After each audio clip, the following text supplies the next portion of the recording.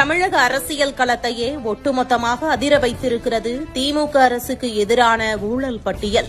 உள்கட்டமைப்பு தொடங்கி பச்சிளம் குழந்தைகள் சாப்பிடும் சத்துணவு முட்டை வரை நிறைந்திருக்கும் இந்த கமிஷன் நெட்வொர்க் திமுக ஆட்சி நிர்வாகத்தின் உச்சகட்ட சீர்கேட்டை அம்பலப்படுத்தியிருக்கிறது. அதிகார வர்க்கமும் ஆளுங்கட்சி புள்ளிகளும் கூட்டு சேர்ந்து மக்கள் வரிப்பணத்தை கோடிக்கணக்கில் சூறையாடியிருப்பது எப்படி என்ற தகவல் வெளியாகி வருகிறது. சாலைகளே போடாமல் சாலை போட்டதாக பில் பாஸ் செய்து மக்கள் கண்ணில் மண்ணை தூவி கோடிகளை சுருட்டிய விவகாரம் இப்போது பூதாகரமாக வெடித்திருக்கும் நிலையில் அடுத்த அதிர்ச்சியாக ஒவ்வொரு ஆண்டு மழைக்கால வெள்ளத்தடுப்பு, தூர்வாறுதல், புதிய மழைநீர் கால்வாய் அமைத்தல் என்ற பெயரில் ஆயிரக்கணக்கான கோடிகள் நிதி ஒதுக்கப்பட்டும் ஒரு அரை மணி நேர சாதாரண மழைக்கே ஒட்டுமொத்த தலைநகரமும் முக்கிய நகரங்களும் மிதக்கும் அவல நிலை நீடிக்கிறது. கான்ட்ராக்டுகளில் கைமாறிய அசுரத்தனமான கமிஷன்களால் தான் மக்கள் பணம் வெள்ளத்தில் அடித்துச் செல்லப்பட்டிருக்கிறது என்ற குற்றச்சாட்டு வலுத்திருக்கிறது.